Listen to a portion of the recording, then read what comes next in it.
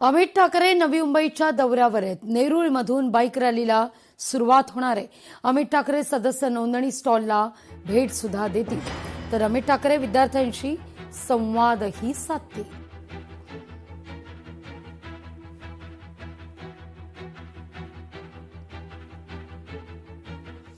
लोकशाही मराठीच्या बातमीचा इम्पॅक्ट पाहायला मिळतोय।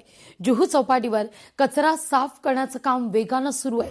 लोकशाही मराठीचा सलग 40व्या दिवशी हा रियालिटी चेक आहे। मुंबईकरांना लवकरच आता स्वच्छ सुंदर समुद्रकिनारा पाहायला मिळणार आहे। आढावा घेतला आपल्या प्रतिनिधी स्नेहा जाधव यांनी।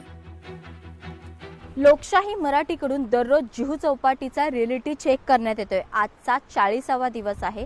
आजची परिस्थिती काहीशी वेगळी पाहायला मिळते। जुहू समुद्रकिनारी दररोज जो प्रचंड कचरा इथे पसरलेला पाहायला मिळत असतो, तोच कचरा आज काहीसा कमी झालेला पाहायला मिळत आहे। महानगरपालिकेचे कर्मचारी असतील, महानगरपालिकेच्या यंत्रणा असतील, यांनी कामाला सुरुवात केलेली आहे।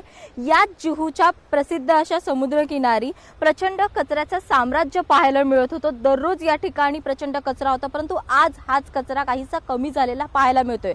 खरं तर महापौर रितू तावडे यांनी देखील जुहू चौपाटीची पाहणी केलेली होती। त्या ठिकाणी स्वच्छ आपल्याला जुहू चौपाटी पाहायला मिळत होती, परंतु या मधल्या भागामध्ये दररोज याच ठिकाणी प्रचंड कचरा असायचा आणि याच मधल्या भागामध्ये आता काहीसा कचरा कमी झालेला पाहायला मिळत आहे। महानगरपालिकेकडून जे सतत सांगण्यात येत होतं की आमचे कर्मचारी आम्ही वाढवलेले आहेत, 75 असे दोन्ही शिफ्टमध्ये कर्मचारी काम करत आहेत। लोकशाही मराठीकडून याच ठिकाणी येऊन रियालिटी चेक करण्यात येत होता, परंतु त्यामध्ये आपल्याला हीच बाब वारंवार लक्षात येत होती की प्रशासन याकडे दुर्लक्ष करत असताना पाहायला मिळत होतं। परंतु आजची जर परिस्थिती पाहिली तर बॉबकेट मशीन असतील, इतर यंत्रणा असतील, या मोठ्या प्रमाणावरती काम करताना पाहायला मिळत आहेत आणि या ठिकाणी बरेच पर्यटक येत असतात, मुंबईकर या ठिकाणी मोठ्या प्रमाणावर येत असतात। त्यामुळे नक्कीच येत्या काळामध्ये मुंबईकरांना जी प्रतीक्षा होती जुहू चौपाटी स्वच्छ असावी, ती जुहू चौपाटी स्वच्छ मुंबईकरांना येत्या काळामध्ये पाहायला मिळेल। व्हिडिओ जर्नलिस्ट आदित्यसह स्नेहा जाधव, लोकशाही मराठी, मुंबई।